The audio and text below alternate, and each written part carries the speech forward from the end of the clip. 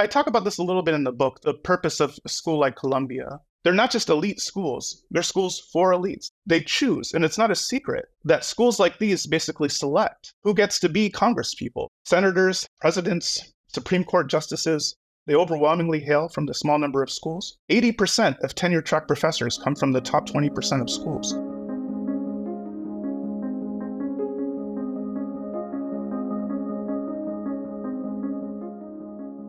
What could go right? I'm Zachary Carabell, the founder of the Progress Network, joined as always by Emma Varvaloucas, the executive director of the Progress Network. And What Could Go Right is our weekly podcast where we try to look at the world through the lens of not what could go wrong, which seems to be the lens that predominates how we view the world, we collectively, but instead see what else we could be looking at that we are missing. So we're going to look today a little bit at politics, at the commentariat, at culture, at race, and at academia, often toxic stew of things that have combined, particularly in 2024, very problematically, to say the least. But we're going to talk to someone today who I think has unique views, and I really do mean unique views, in a way that both Emma and I found enlightening. So Emma, who are we going to talk to today?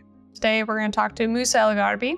He's a fellow in sociology at Columbia University. And just broadly speaking, his research explores how we think about, talk about, and produce knowledge about social phenomena. So everything from race to inequality to social movements, national security, et cetera, et cetera.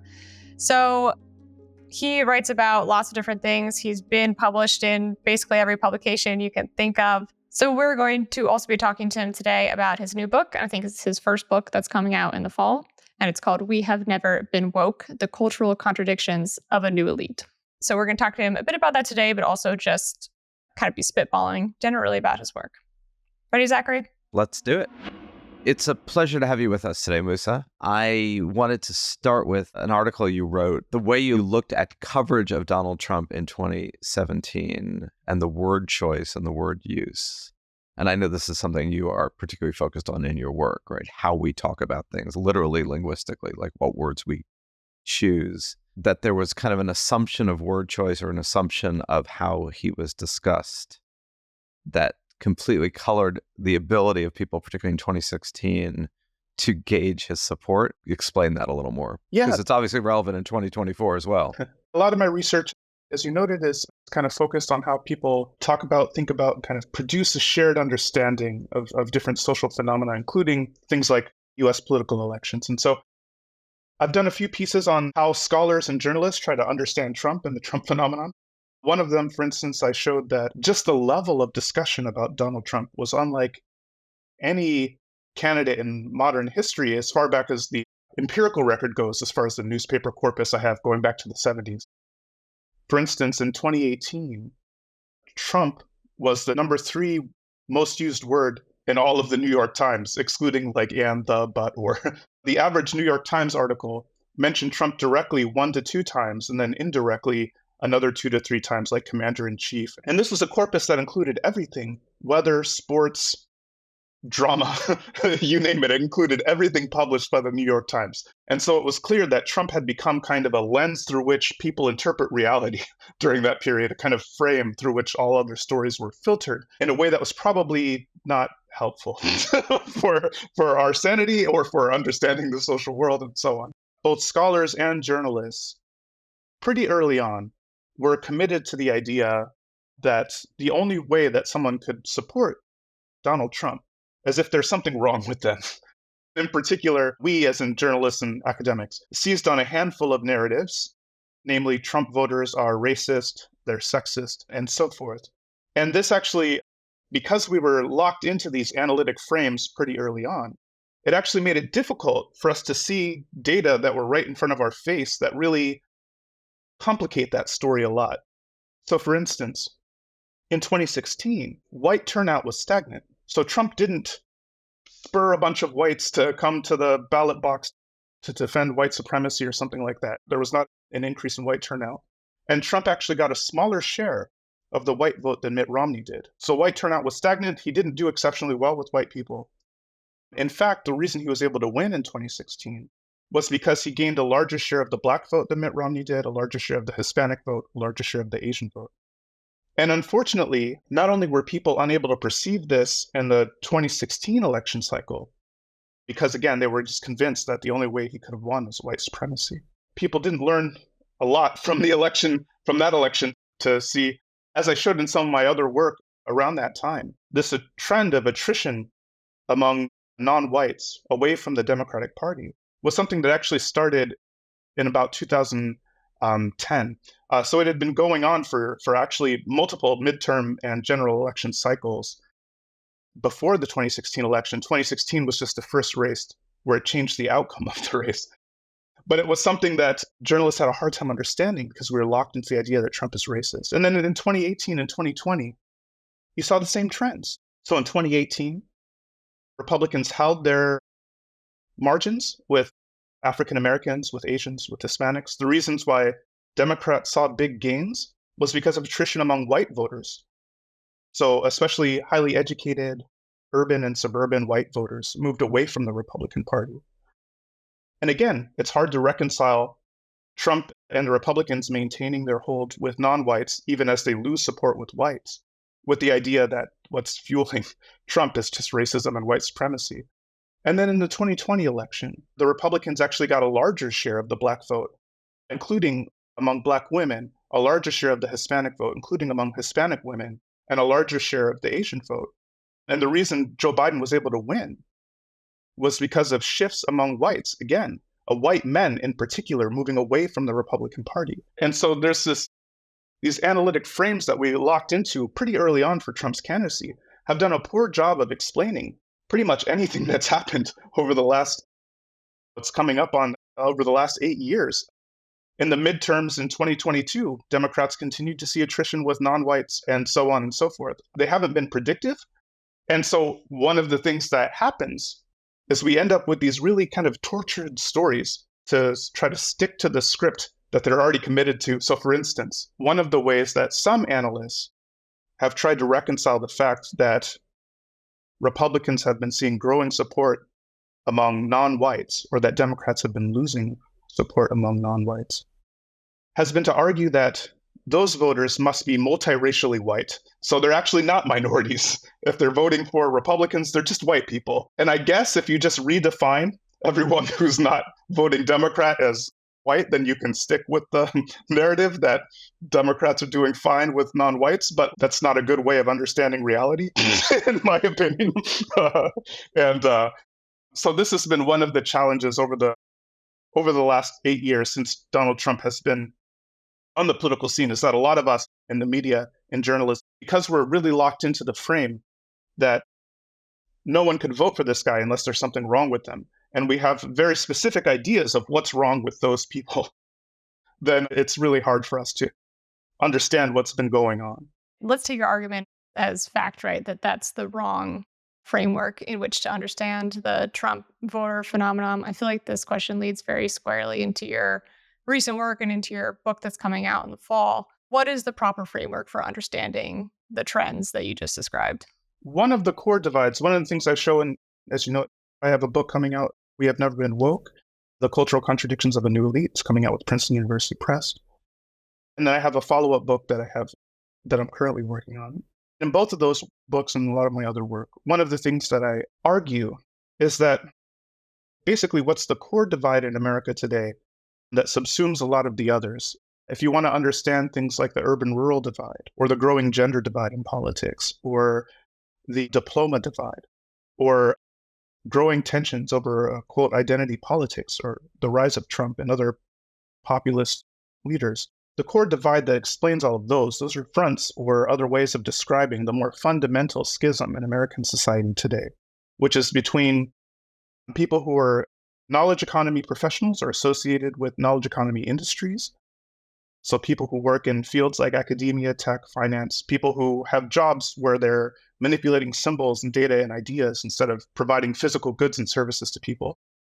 So it's people who work in these kinds of industries and live in major metropolitan hubs that house these kinds of industries versus people who are sociologically distant from us, people who live in small towns and rural areas, people who have jobs where they're providing physical goods and services to people, and so on and so forth.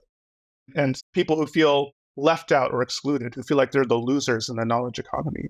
Those are kind of the core battle lines that we see in America today that actually subsume. It's a kind of master frame that explains the urban-rural divide, the gender divide, the diploma divide, and all of these other kinds of ways of conceptualizing what this struggle is can be kind of housed within this broader framework that I think is actually the main thing that's going on. I wonder if you've done any work or whether you can speculate if there is a aspect of a global phenomenon of focusing on central power, meaning it seemed to me that one of the unexpected aspects of kind of digital social media commentariat age when it comes to political commentary is a massive acceleration of the tendency to focus entirely on the center and a few figures in the center, like kind of a game or a narrative or sports. And so that the British Prime Minister, the individual, whether it's Boris Johnson or Macron in France or Modi in India or Xi in China, becomes part of the whole fame matrix. And then as a proxy for talking about issues, we just talk about that individual. So I wonder if there's also a global phenomenon here, not just a Trump one, even though it may be particularly acute with the Trump phenomenon. That's a really interesting question. There is some data that kind of gets at that indirectly. That's a question that's going to be probably kind of haunting my brain and that I'll probably do some more. Okay. People who are part of the symbolic professions are especially likely to have peculiar psychological tendencies. In particular, we tend to be especially characteristically weird, which is an acronym that was invented by anthropologist Joseph Henrich, which stands for Western, highly educated, industrial, rich, democratic. So it turns out that people who live in societies like that. He wrote a whole book about this, right? About the weirdest people. Yeah. A very long book. Yeah. It's a tome. It's a weighty book, but very readable. I recommend it. So what he shows in his research is that people who live in these societies, in weird societies and cultures, have psychological dispositions that are very different from those of most others. One of the ways in which we vary from most others is that we tend to focus a lot more on central actors and a lot more on people's personality and dispositions, and we try to differentiate ourselves from others. So we focus a lot more on like individuals and charisma and the psychological states of people and all that kind of stuff. And one thing that's interesting that I show in my Substack essay is that for a whole range of reasons, the knowledge professions, not just in the United States, but around the world, so people who work in fields like academia, journalism, and so on, characteristically are especially weird. We're the weirdest of the weird. We're like super weird. And this is true, again, even in international markets, in international contexts. And then a second trend that we've seen in the United States, for instance, we've seen an increasing nationalization of the media. So a lot of local media has been getting either closed or acquired by major national or even sometimes multinational conglomerates. It's really like local news coverage in many areas is basically non-existent today. And instead, the focus is almost exclusively on national figures, on national races, on national politics. A lot of our news organizations that focus on kind of national sphere do tend to hone in very specifically on a narrow range of figures, both because it's easier than reporting on the hundreds of members of Congress or whatever. If you just focus on 5 central actors plus the president, that's a lot easier to fold into bite-sized 2-minute, clips or whatever. You do see this kind of nationalization of politics that's driven by the fact that the media itself is growing increasingly nationalized, in the sense that it's just kind of focused in these major urban hubs that focuses on big national news stories instead of local ones. So that kind of feeds into the kind of intense focus on a small number of central actors. And you do see similar processes to that unfolding in the UK, I know, and in France. I've seen research that points to similar trends, at least in the UK and France, on that dimension of the kind of nationalization of news and the increasing focus on central figures. And then, again, focusing on central figures is something that weird people like us are inclined to do anyway, but it's a trend that seems to be exacerbated by the nationalization of news outlets. So it's basically, we do this anyway. We've always personalized politics. It's the great man question that sort of permeates Western society. rather than larger forces and trends, right? Or, I mean, that's a debate that is unresolved and will remain eternally unresolved. And then that's accelerated by these sort of more recent trends, collapse of local news combined with, I guess, the clickability of a name versus an idea. Yeah, that's my intuitive answer. But again, that's going to be a question that sticks in my craw, so I'll probably end up doing a deeper dive into that in the future. I mean, I only raise these things because Americans in particular are more prone to look at what's going on in our own ecosystem as particular or peculiar to us, exceptional on the one hand or really bad on the other, as opposed to recognizing that we do live in this kind of global ecosystem, and it may be that things that we are seeing within our own world actually have equal manifestations throughout the world. So Absolutely. Well, and then one of the things I highlight in my book too is there is a tendency, and especially media, and sometimes distressingly in academia as well, where people tend to view the current moment as somehow really extraordinary or unprecedented. And in many cases, there are strong historical precedents. Like, so for instance, one of the things I highlight in chapter 2 of We Have Never Been Woke is that after 2010, by a lot of measures, there is this rapid shift in how knowledge economy professionals think and talk about social justice issues. You can see this in things like shifts in media outputs, shifts in academic publications, shifts in how knowledge economy professionals vote, the kinds of expressed attitudes we give in polls and surveys, by a number of other metrics. There's a big change that was unique to us and started after 2010 and went through 2020. One thing that's striking, though, is looking at those same measures, we can see that actually this shift after 2010, this great awakening, as some have called it, is actually a case of something. It's actually not the first. And as I show in the book, if you look at the 20th century, there were 3 previous periods, similar periods of awakening. There was one in the 1920s to early 30s, one in the mid 60s through the early 70s, one in the late 80s to early 90s, and then the one that started after 2010. And taking this longer view, understanding that this is a case of something, allows us to get a different kind of analytical leverage on it. We can ask ourselves questions, for instance, like, under what circumstances do these moments of awakening come about? When and why do they fade? How does one influence the next, or does it? What's the kind of impact, the long-term impact of these moments of increased concern and activism around social justice? But to the extent that we kind of focus on the current moment as novel, and we kind of are really locked into this idea that what's happening right now has never happened before, it's actually kind of difficult to get leverage on some of those types of questions. Musa, I would love to ask your own questions back at you right now because I'm kind of dying to hear the answers about what are the causes and conditions that lead to these great awakenings. This is the first time, by the way, I've ever heard someone say that this has happened previously in American history. So that's fascinating. And also the impact and when and how they fade. So chapter 2 of the book goes into this in a deep dive, but the nutshell version, the kind of core factor, the number one driver, is that they tend to occur in moments of what you might call elite overproduction. That's a term that was coined by Jack Goldsmith and Peter Turchin. And it refers to a scenario where societies are producing a lot more people who view themselves as entitled to kind of an elite lifestyle, who feel like they're doing everything right. They've went to school. In the American knowledge economy context, for instance, it would be people who worked hard, they went to school, they got good grades, they graduated from college, and they went to even a good college. But then they find themselves unable to get the kind of job that they think that they're entitled to, or enjoy the kind of lifestyle that they maybe experienced themselves growing up, or that they had hoped to provide for their own families. These moments of elite overproduction, when you have growing numbers of these elite aspirants who can't be absorbed into the power structure, is kind of the core element that is sort of the number one thing that drives it. But the problem is elite overproduction itself can't explain sort of why they happen when they do, in part because there's a countercyclical relationship between the fortunes of elites here construed broadly, not just, Jeff Bezos or whatever, the top 20% or so of society.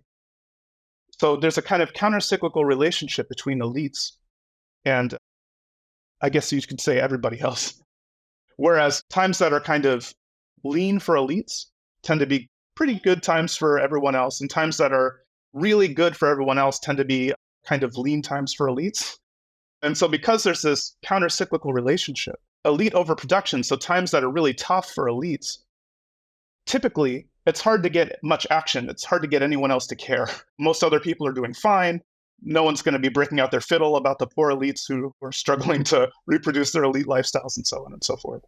Okay, but there are some moments. There are moments when these trajectories are collapsed.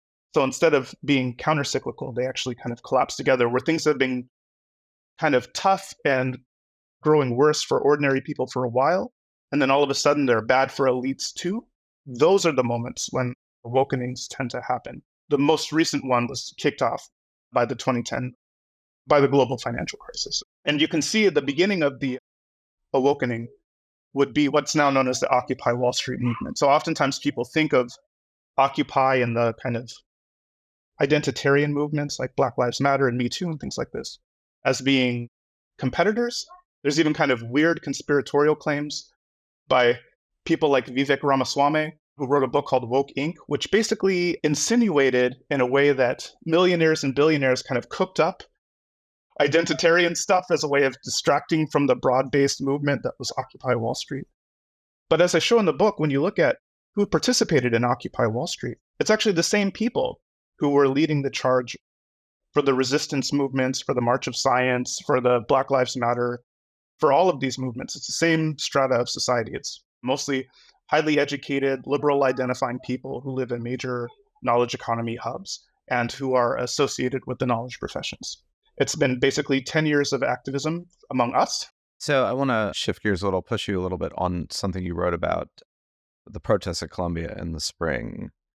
And I mean, there was a pull quote from an article you wrote. You said something basically that one of the core missions of Columbia University, and presumably any elite university, is the sort of continuation and promulgation of inequality. And I know you've written a lot about inequality. I mean, that strikes me as a bit unfair in that one could say that there's a systemic inequality that exists within society, partly based on kind of elite distinction degrees, commentariat. There's a lot of other core missions of which actual teaching and education and knowledge and self-actualization and having fun. I mean, you could go down a list of which inequality would be part of that list, but you said it was core, and I want to push you on that. Yeah, I think it's definitely the case that places like Columbia have, for instance, really good scholars, and they do a lot of important research. In fact, being associated with a school like Columbia is something that actually helps you publish your research at all. People who work at tier 3 schools or something, there's a lot of research showing that there's publication bias in journals and stuff like this. So even people who produce good research at tier 3 schools, they might as well be screaming into a vacuum. They're not going to get published in the top journals because there's this strong prestige bias associated with the production of higher ed institutions.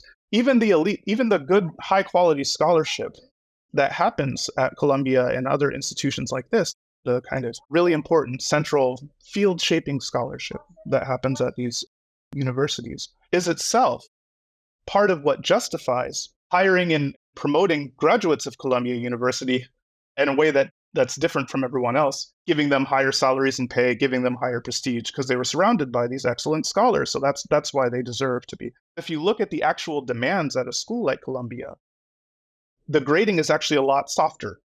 Basically, grade inflation is extreme at schools like Columbia compared to everyone else because parents aren't paying $90,000 a year for their kids to get C's.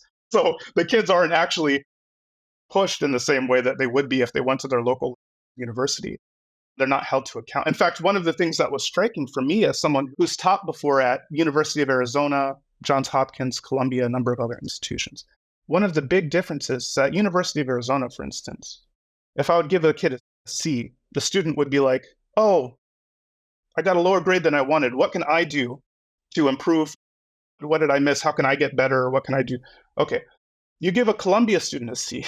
They're like, what's wrong with you such that I got this bad grade? And oftentimes they'll fold in third-party administrators and other people to kind of boost their grades. I had one student who was caught red-handed cheating, and he tried to get his well-connected father to email me to make the whole thing go away. Like, wild stuff, wild. But even in the absence of that, the grading is just not hard at Columbia. and other elite schools. It's definitely the case that you have higher quality professors there as judged by things like their impact factors and things like this. But the students themselves are not actually held to a much higher standard. But the perception that they are, because these are centers of academic greatness, actually allows the rich kids to go on and get especially well-paid, prestigious jobs in knowledge economy firms, even though they're actually not working as hard. You have to work really hard to get into a school like Columbia. Here's the tension. But once you get into Columbia, it's actually not that hard to graduate with straight A's. But to get into Columbia is a relentless rat race that people increasingly start in kindergarten, where you have to work really hard, you have to be really disciplined, really focused, you have to get all the extracurriculars, you have to make sure you get straight A's. I talk about this a little bit in the book, though, about the purpose of a school like Columbia. They're not just elite schools, they're schools for elites. One of their main functions is they choose, and it's not a secret, that schools like these basically select who gets to be congresspeople, for instance. If you look at senators, presidents, Supreme Court justices, they overwhelmingly hail from the small number of schools. These schools choose who gets to be professors. 80% of tenure-track professors come from the top 20% of schools. These schools choose. Same thing if you want to work at a firm like McKinsey and you graduated from University of North Dakota. Good luck. It's never going to happen. You have to come from Columbia, Harvard, Yale, and so on and so forth. So these schools basically determine who gets to be an elite and who doesn't. And so for this reason, students from non-advantaged backgrounds who get into these schools cry. They often cry. You see videos of them crying. The reason why they're crying is because they understand that they just punched a ticket to a different life, that just being associated with this school creates opportunities for them that they wouldn't have had, irrespective of how they perform afterwards. If they get a degree from Columbia, it doesn't matter what the degree is in. It doesn't matter really what their GPA is in. Most people who get degrees work in jobs that don't actually require the formal training they got at university and often are unrelated to that. What matters is you have the degree and you have the brand name of the degree. And the same thing, students from well-off backgrounds who get into schools like Columbia and Yale have a similarly emotional reaction because they understand that achieving that kind of a milestone is an important step in reproducing their class position or realizing the dreams that they had. And so I think this is one of the main things. And so they do other things. They do world-class scholarship. They bring in fancy academics and all of this. But even the fancy academics and the world-class scholarship, the part of the reason why they enjoy the kind of publication advantages they have are because journals basically lock out people from mid-tier and low-level schools, especially flagship journals. And then two, they have a ton of resources. So they can just hire a bunch of TAs and RAs to do all the grunt work, and they can just sit around churning out publications. I mean, I published 9 articles while I was in grad school at Columbia. There are not many students at land-grant universities cranking out 9 peer-reviewed journal articles while they're in PhD programs. And the reason I was able to do that is because while I was at Columbia University, I just had to TA one class a semester with a cap typically of 30 students that I was responsible for as a TA. Whereas at other schools, you have to just full-on teach multiple classes, often with 80 students per class in the course of your PhD program. So my workload was very low relative to other students. And in fact, I even bought myself out of that by raising external money. So if you look at my resume, you go, oh, wow, look how productive he is. He's such a hard worker. He's so smart and brilliant. And it's like, oh, well, I had time to just sit around and crank out papers because I'm at Columbia University. That's not the way it goes at other places.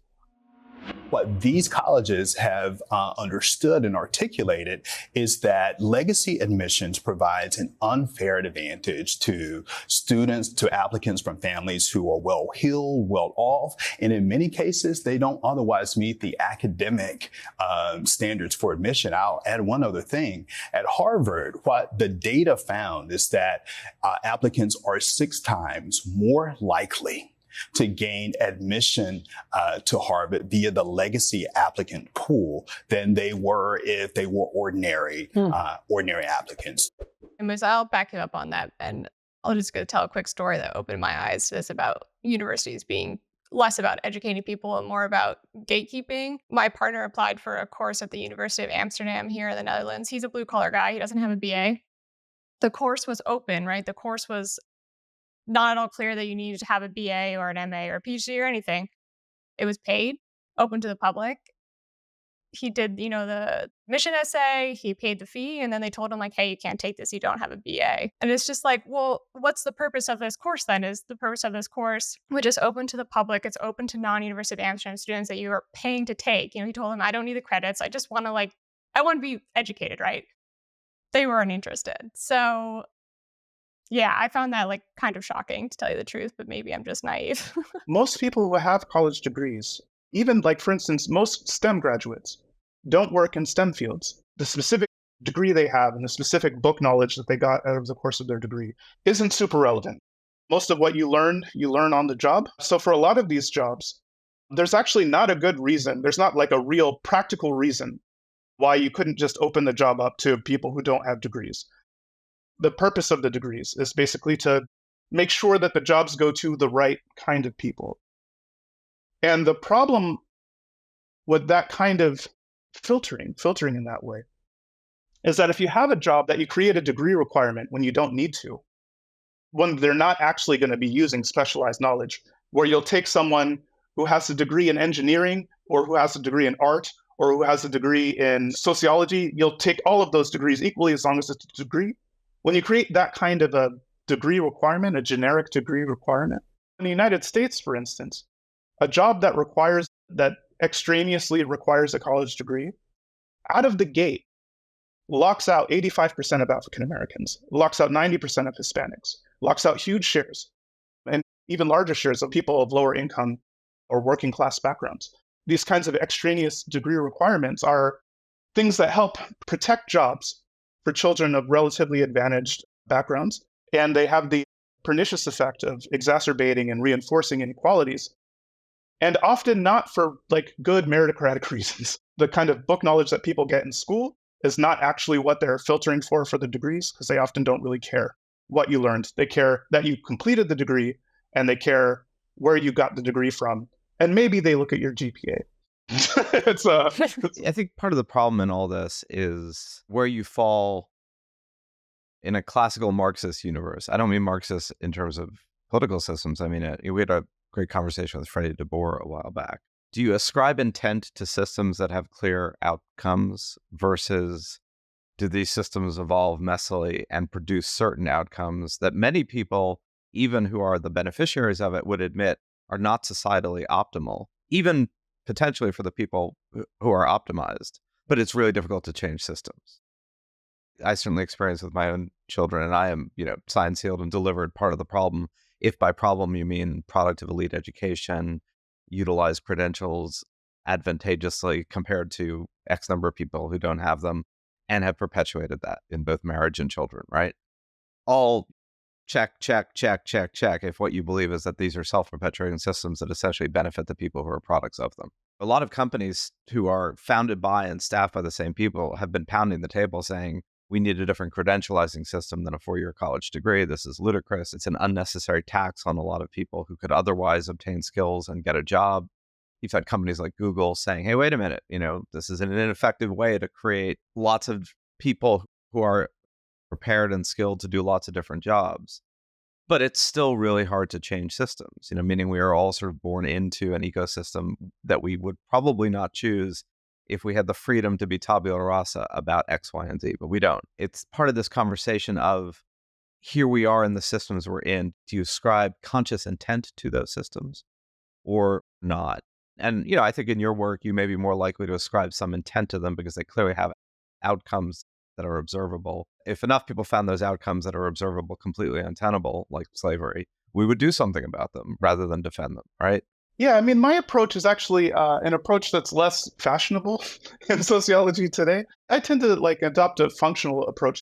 I mostly just focus on a functionalist approach. So I mostly just focus on how do these systems work? What do they do? What do they actually do? Whose benefits do they serve in practice? Without worrying so much about the intent question. For instance, and we have never been woke in most of my other work, I emphasize that people who say they're committed to social justice and things like this, I believe them. I interact with them. I interact with them every day. I have no doubt. I don't think they're being cynical or insincere. I show how people often instrumentalize social justice discourse in the service of their own ends. They leverage it in ways to benefit themselves.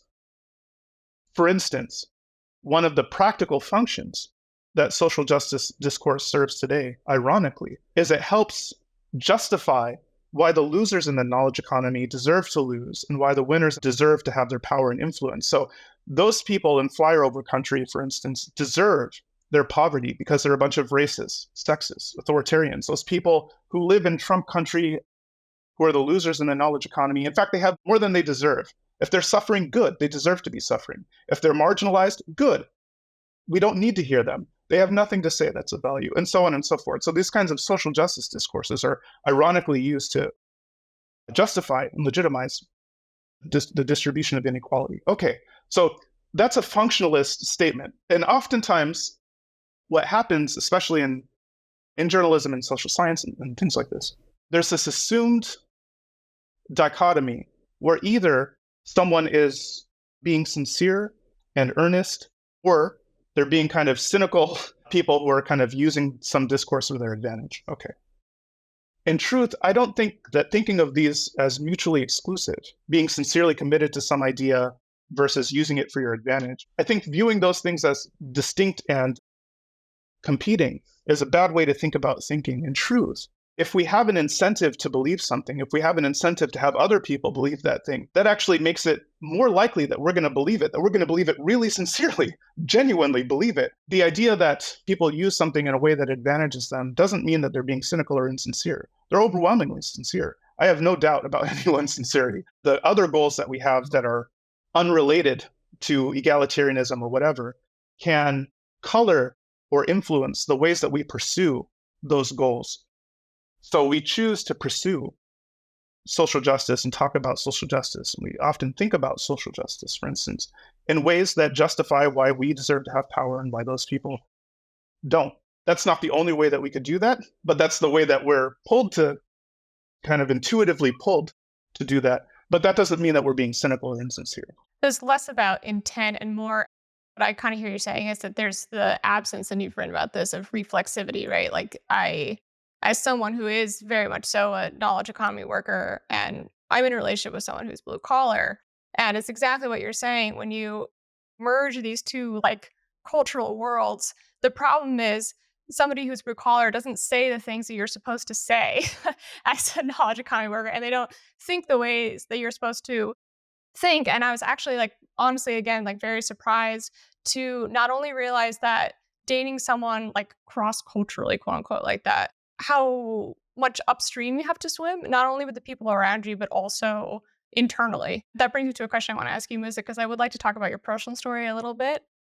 You are in the knowledge economy, right? But you are obviously extremely reflexive about all of this. You're obviously thinking very deeply about all of this. Where does that come from? I was a non-traditional Ivy League student. So, I came from a small town in Arizona, from a military family going back for generations. I had a whole life before I started trying to become a fancy nerd. When I started my BA, for instance, I was a good 10 years older than most of the other students.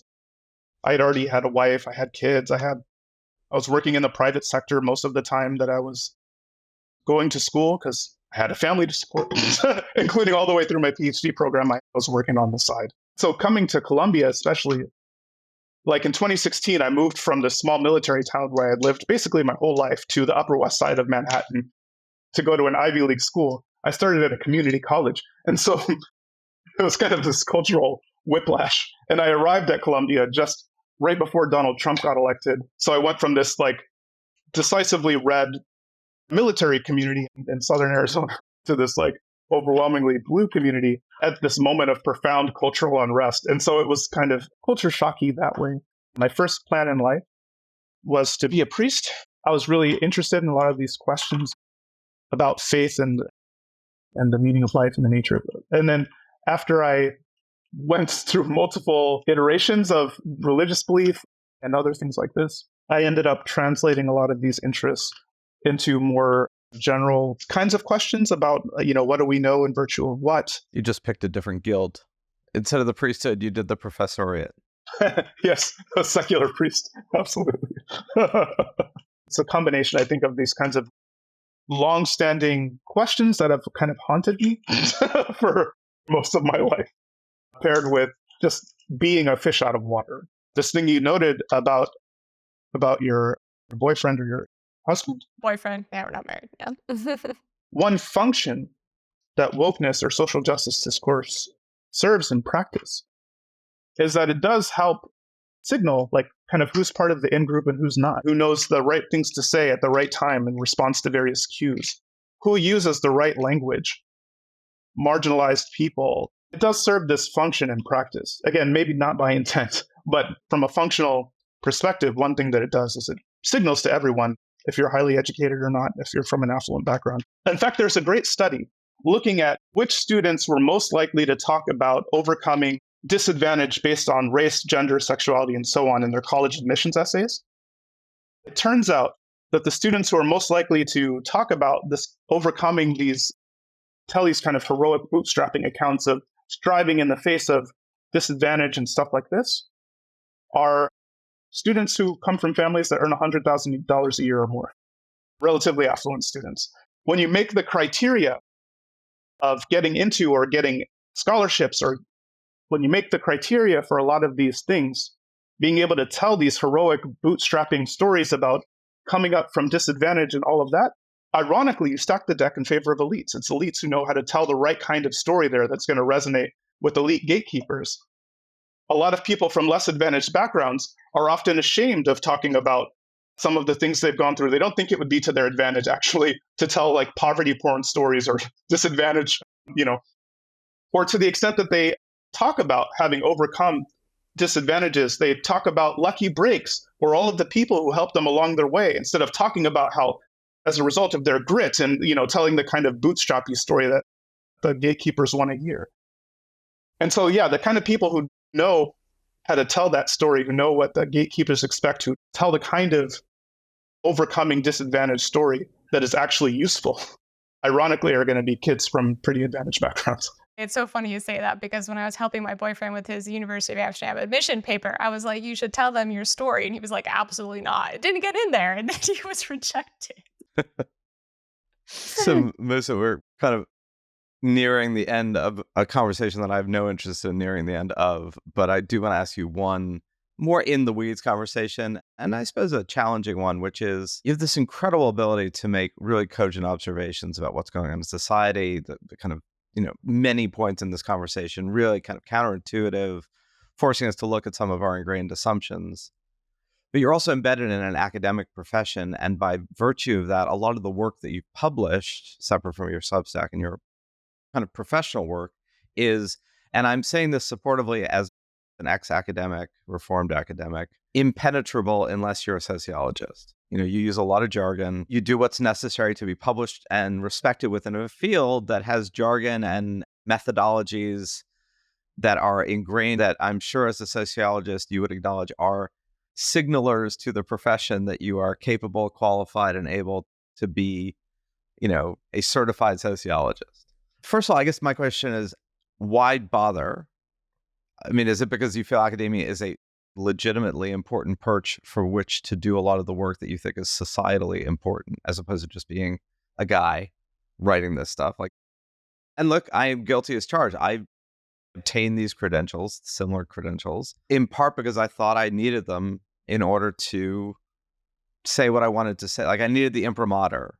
Otherwise, I'd just be like, who's this guy? I was very frustrated with the jargon part of it, and not as comfortable, clearly not as comfortable as you. And this is why I never succeeded as an academic in kind of doing the two tracks, right? There's the stuff I had to write in order to gain the professional. I mean, I got the PhD, but I decided not to be a professor. Anyway, I'm just curious about how you manage that. Is it once you get tenure, you're just going to say, well, screw it, I'm just going to write what I want to write? Or do you feel there's real virtue within the kind of the methodologies of a field, of which jargon simply is a shorthand way of talking to other people who are like-minded? I've definitely been frustrated at various points by the need to, demonstrate how knowledgeable you are and whatever, to do this kind of acrobatic show in order to get a paper published. You have to do a literature review that shows that you know all of the, you can't just go into your study and findings. You have to show that you've read everything else and that you've thought about everyone else's thing before you talk about your thing. There's a virtue to that in a way, going through that exercise, at least in the background, can help you kind of think about and frame what your contribution is, why your study matters, what it adds. I think it's important for people to do that on background.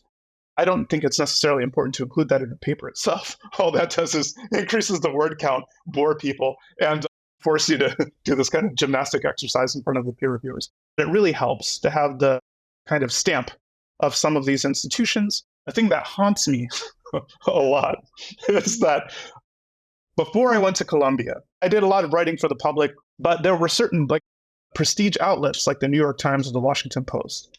I would pitch to them and I wouldn't even get a no. I was below rejection. I was beneath. I was not even worthy of a no thanks. Below rejection. After I moved to Columbia, the New York Times reached out to me. The editors of the New York Times cold emailed me and said, hey, would you like to write something for us? Now, it's not because I suddenly became a magically better writer in the time it took to move from Sierra Vista, Arizona to the Upper West Side of Manhattan. That's purely network effects, institutional effects, all the way down. That's literally all it is. And so it really does help. It really does matter to get especially if you're interested in writing for prestige media outlets or things like that. It really does matter and help to get a degree from a school like Columbia.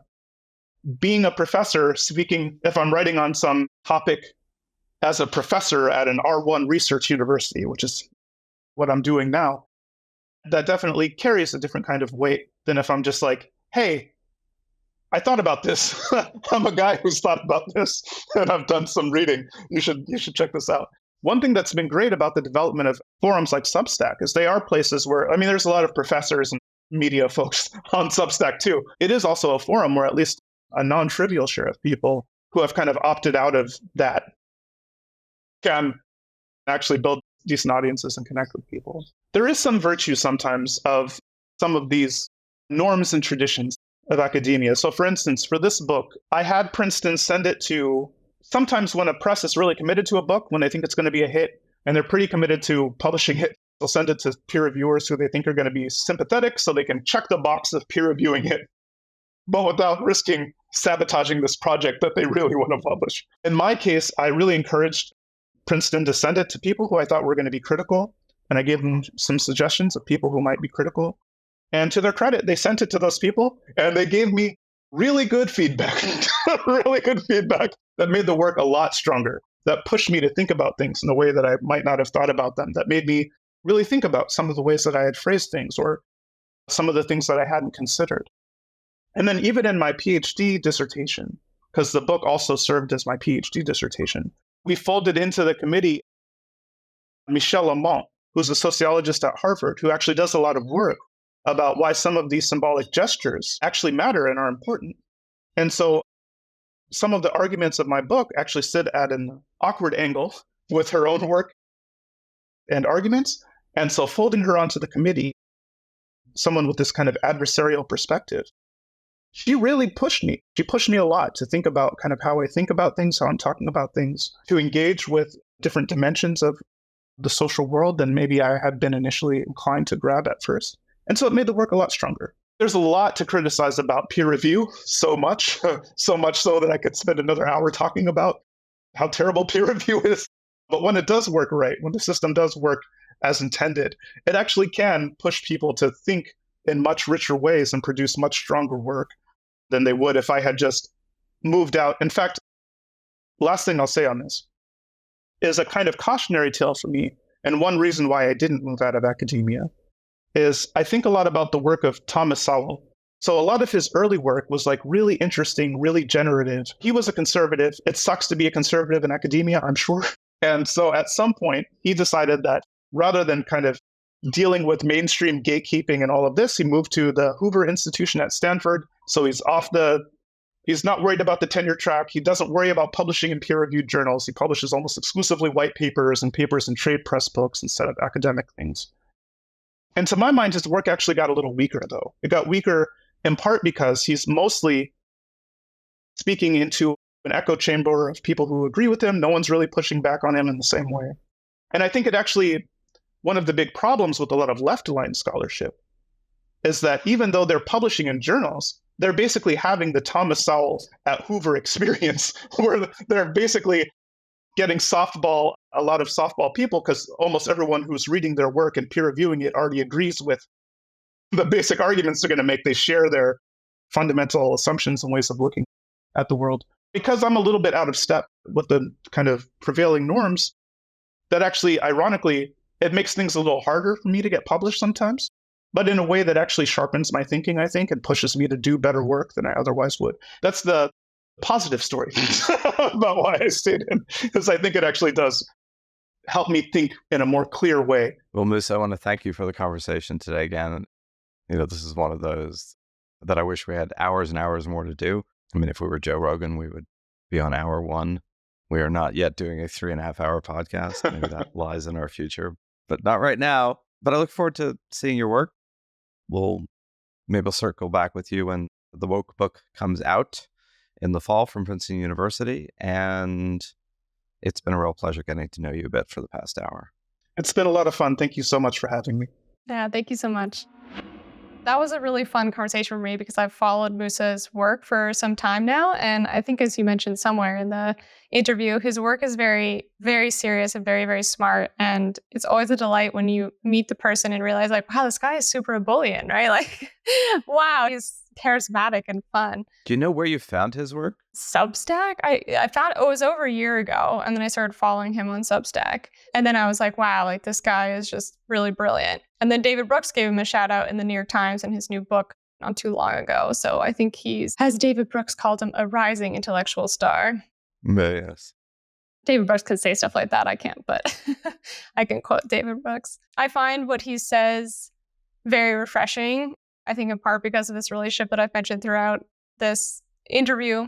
When you are surrounded by people in the same water as you don't see the things that Musa is pointing out, which is that we didn't really get into this, but what knowledge economy workers are saying and what they're doing are two completely different things. And I'm glad you asked him about his own personal trajectory, because he's clearly framed by an awareness of this world, kind of what you talked about with your partner as well, thinks it's the world. Yeah. But there are other perspectives and other ways that are radically different and often don't make their way into the dialogue in a way that is hugely detrimental. And again, that's why the work he did about the complete inability for places like the New York Times or the knowledge economy workers to either grapple with or understand the rise of Donald Trump. Interestingly, we didn't get into this, but that very inability to grapple with Trump's support explains a lot of the rise of J.D. Vance. And it's kind of interesting that, Trump picks J.D. Vance, whose book Hillbilly Elegy in many ways was an attempt to say to that very knowledge economy world, hey, there's a story here that you don't fully understand. I think maybe Musa's background allows him to have that perspective in a way that the world that I'm living in tends to totally lose sight of. Yeah. Although I think, Hillbilly Elegy and J.D. Vance is an interesting example when it comes to Musa's work, because J.D. Vance is kind of the exemplar of class jumping and pulling yourself up by your bootstraps and look at me now. And I think a lot of Musa's point is most of the time that's shut off from people, and we should be looking at the economic realities that most people are living in the United States, and also the cultural realities. And just he talks about people in the United States tend to be left on the economy and right on social issues, and knowledge economy workers tend to be, although they'll say something else, but they tend to be right on the economy and left on social issues. And I feel like J.D. Vance is kind of a weird, he doesn't fit into that. He's the guy that everyone wants to celebrate because he did something that you're supposed to be able to do, but in reality, few people ever do that. Well, maybe we should have another conversation about that, because that's a whole other fascinating kind of where are we politically with this particular dynamic. Anyway, I did think Musa was it's a brilliant conversation. It's really interesting to take a self-critical look at things that are often assumed. And I'm really looking forward to his book. So thank you all for listening. Check out our weekly shorter progress report for news of the week that you may have missed. We will be back with another interview episode. Check out theprogressnetwork.org. Sign up for the newsletter, What Could Go Right, if you haven't already. Conveniently titled the same as our podcast. And please We really do want the conversation. So send us your thoughts, your complaints, your ideas, your critiques, your suggestions, all of the above, and we will listen with an open heart and try to integrate all that. So thanks for listening. Thanks, Emma, for co-hosting, and we will talk to you all next week. Thanks, Zachary, and as always, thank you to everybody.